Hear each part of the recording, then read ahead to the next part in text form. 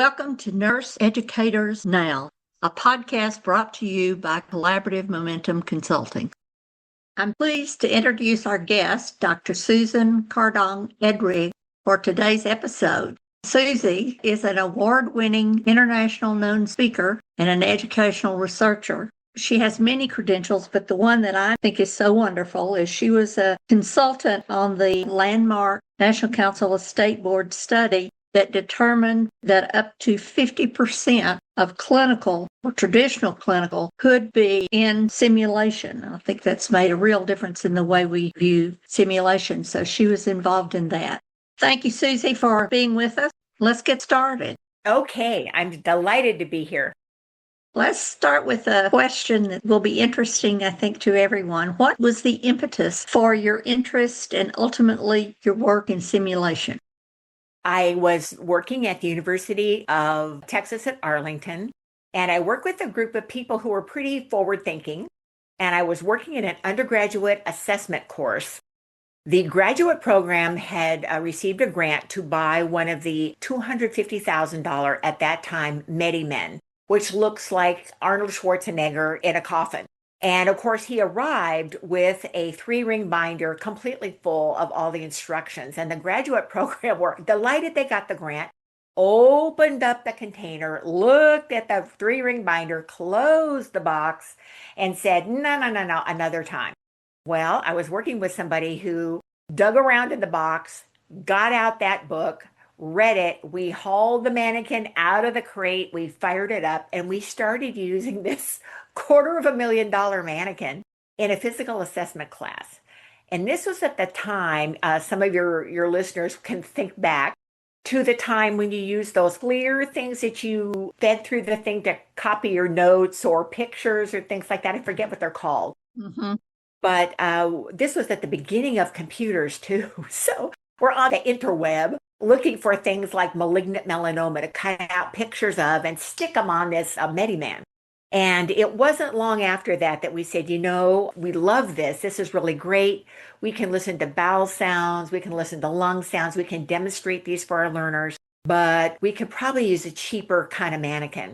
And we got our first Laerdal mannequin. And so that's kind of how I began in that. And then one of my buddies down the hall was the editor of an in-house published journal called Clinical Simulation in Nursing. She became ill, and because she knew I was working in sim, and I must have given off some vibe that made her think I would really carry this forward, she said, would you take over this journal? And I said, I don't know what it is. Show it to me. And when I read the stories that they had, knowing what was out in the literature, the larger literature, I said, why isn't this being published by somebody? So they said, well, because we tried and nobody wanted it at this point. I said, oh, I don't think that's going to be true. So somebody from the organization and I went and sold the journal to Elsevier. We were the first online only publication that they'd ever done. And they usually had people fighting them to put stuff online. And we were fighting to be only online. So they knew we were different in the first place. But we were wildly successful. And we had 3 years worth of backed up articles almost in the first 6 months. And I said, this is dumb. We need to be publishing more. So they kept giving us more pages, et cetera, which prompted the call one day from the NCSBN to be a consultant on this study. And I said, I was an assistant professor at Washington State University. And I pick up the phone and they said, this is the NCSBN calling. We would like for you to be a consultant on this study. I said, how do you even know who I am? They said, well, you're the editor on this journal and we like what you write. And I said, okay, can I get back with you? And I hung up and I ran down the hallway to our dean for research. I said, I think this is going to be big. I said, but I don't know what to ask, how to ask, what's happening. And so we sat down and had a chat. And I was able to get my toe into the bigger workings of major research, especially on the size of this NCSBN study. So that is how all of that came to be. Well, that is such an exciting story. Thank you for sharing all that with the good and the bad. And if you were right, it certainly is a big thing and has continued to be amazing. As I have worked with schools across the country, I have been impressed with the excitement that faculty feel surrounding integrating simulation into their curriculum. As faculty develop simulation activities, what would you suggest that they use as principles for best practice? Well, I see it as if this is new to you, we've been around for 20 years now. So it's a great time to get involved in simulation because we have the healthcare simulation standards of best practice, which are all evidence-based, freely available online. And those are like your Bible that will, if you read those and do what they say, you'll build a really good program from the ground up and not have to unlearn bad habits. So I would say one of the best things to do is use those to get started in a program and understand that one person doing everything is not a program. It is the person who you're going to burn out, who will leave, and you'll have to get 3 people to replace him or her.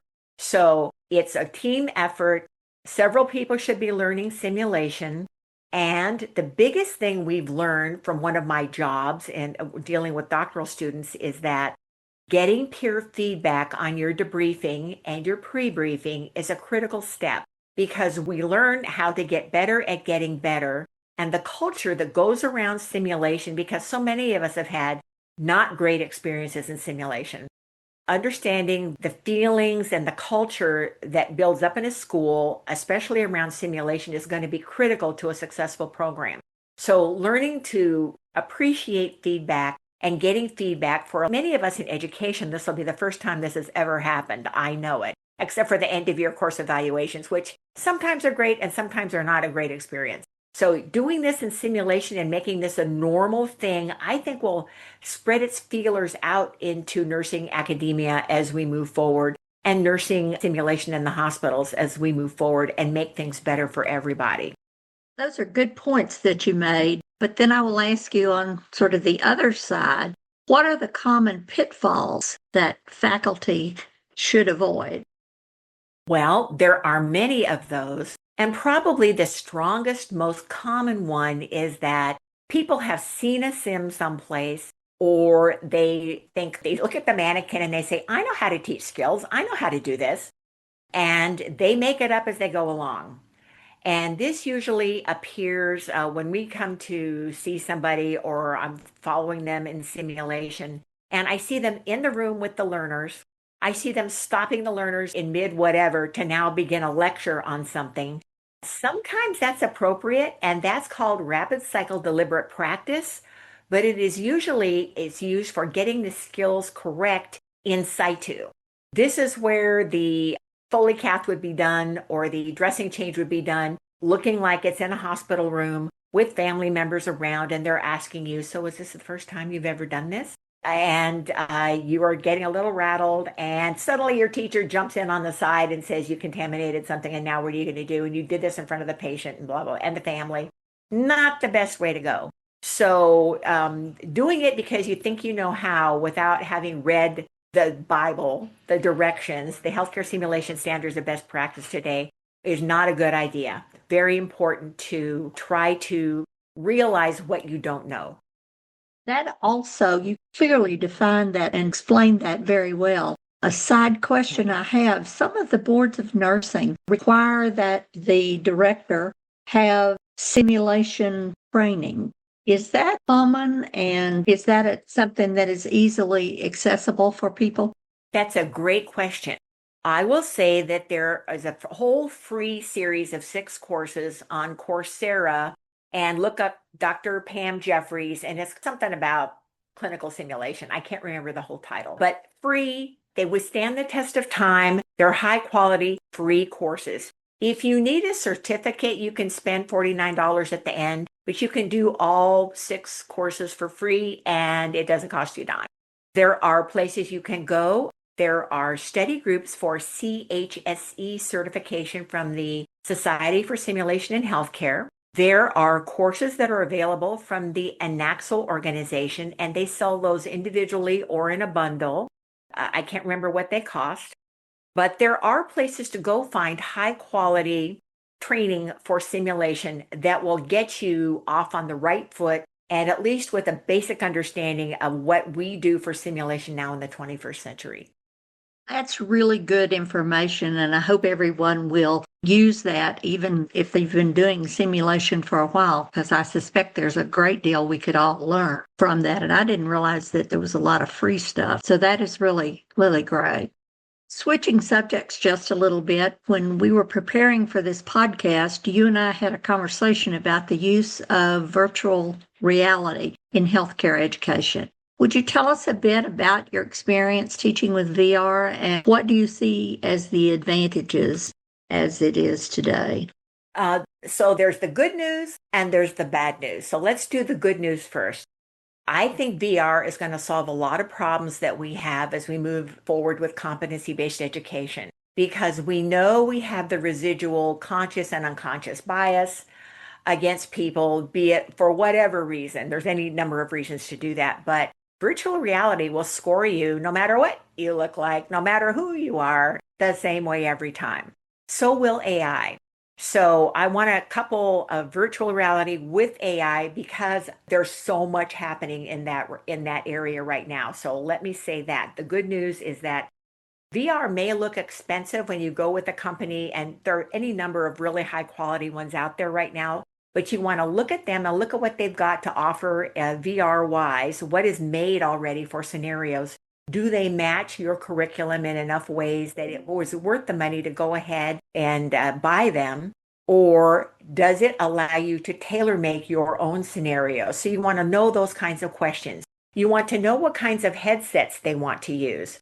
I hear tales of people buying 100 headsets of X brand, and then the company stops supporting that brand. So they're stuck with 100 headsets that they can't use. So I would start small and learn how to use it and find your demonstration project group who's going to do this and get used to it.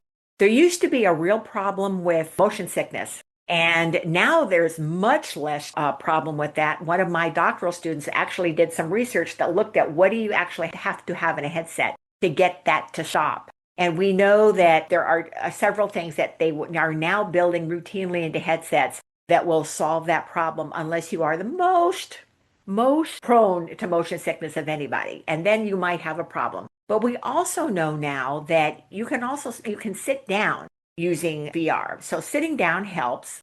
You only have to have enough spaces if you put your arms out on either side of you, front and back and left to right. That's as much space as you need to put people in a room for simulation with VR. The cost of VR for probably an entire program is not the cost of usually one mannequin and the tech who's going to have to take care of it and update it, et cetera, et cetera. So you have to think wisely about what do you need to build in a sim center. And a lot of places are building sim centers right now. You don't need room after room after room for mannequins. You need some big rooms with spaces on the floor and chairs to put people in to do VR is what I think is going to be happening in the future.